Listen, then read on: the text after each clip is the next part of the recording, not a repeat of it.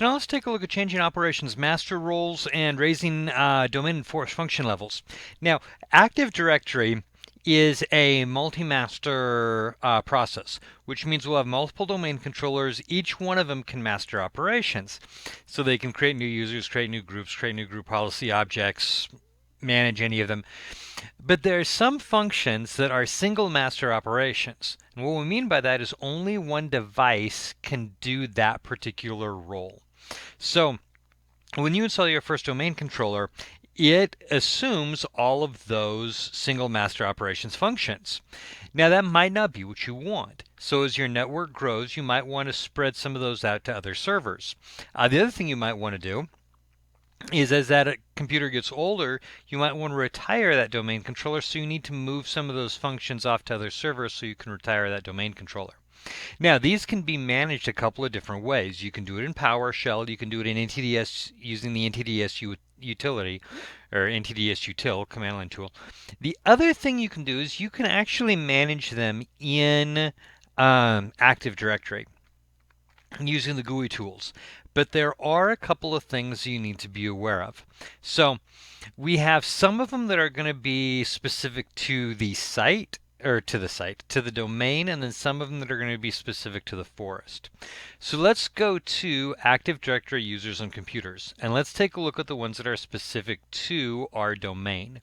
So if you right click on your domain and go to Operations Masters, this is going to give you 3 Operations Master roles, and this is going to tell you who the current Operations Master is. So the RID, the allocation of RID pools to domain controllers, it's currently handled by david.dalton.local.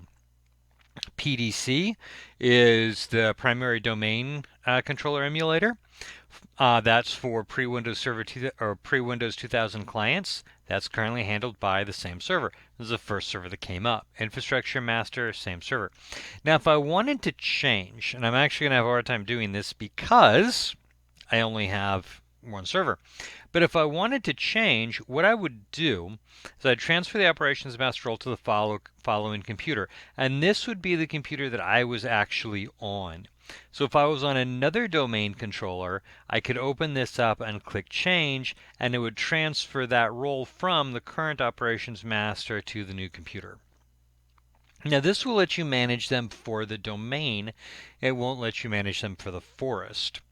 By the way, it also needs to be able to contact the existing domain controller. So if you have a domain controller go down that had those functions, now you're looking at maybe using NTDS util in order to be able to recover it. You will also, I'm going to minimize this because we're going to come back to it. You also have some that are specific to the forest. Let me click on the right thing. And we're going to get that through Active Directory domains and trusts.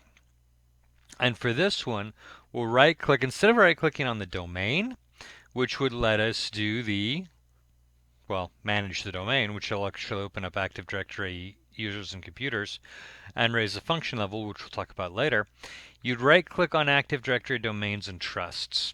And here is your operations masters, and this is going to be for the forest. This is a domain naming operations master. So this one, you'll have one of them in the forest root domain for the entire forest. And same thing, current one, new one, I'd have to be on another server there, click change, and it will take that role. Okay, so that's how we can manage those operation master roles from inside the GUI. Now I said you can also do them from group policy or using NTDS util. Let's talk about function levels. So you've got 2 function levels. You've got a forest function level and a domain function level.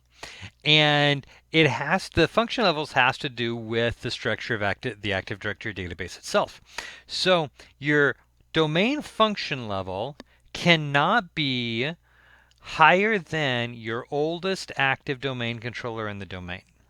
So what I mean by that is if you have a Windows Server 2008 domain controller, you cannot have a Windows Server 2012 domain forest function level. When you create your forest for the first time, you're going to set the domain and the forest function levels. So you need to set that to nothing newer than what's going to be your oldest active domain controller. Now, you can have member servers that are older than your domain function level, but you can't have domain controllers that are older than your domain function level. All right, so when you create your domain, you set it, years go by, you may want to take advantage of some new features in Active Directory, and that means you have to raise the domain function level. So let's go back to Active Directory users and computers. Right. That's domains and trusts. I don't want that one. I want users and computers. That's going to be this one here. All right, so I can right click on my domain and I can raise my domain function level. And it's currently actually maxed out at 2016.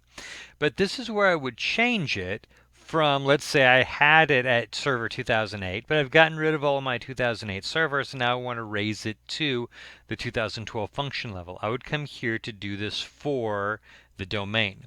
Now for the forest, it's the same thing. The difference is for the domain, I can't have the function level newer than my oldest server in the domain. For the forest function level, I can't have it higher than the oldest domain controller in the entirety of the forest. Which means if I've got 6 different domains in the forest, my forest function level is limited by the oldest server in all 6 of those domains. As I retire those older servers, if I want to raise my forest function level, I'm going to come back to Active Directory Domains and Trusts, right click and raise my forest function level. Now again, these things can also be done at command line using PowerShell, but since we're focusing on the GUI at the moment, I wanted to show you the tools for managing your operations master roles and your domain and forest function levels using the GUI tools available to you.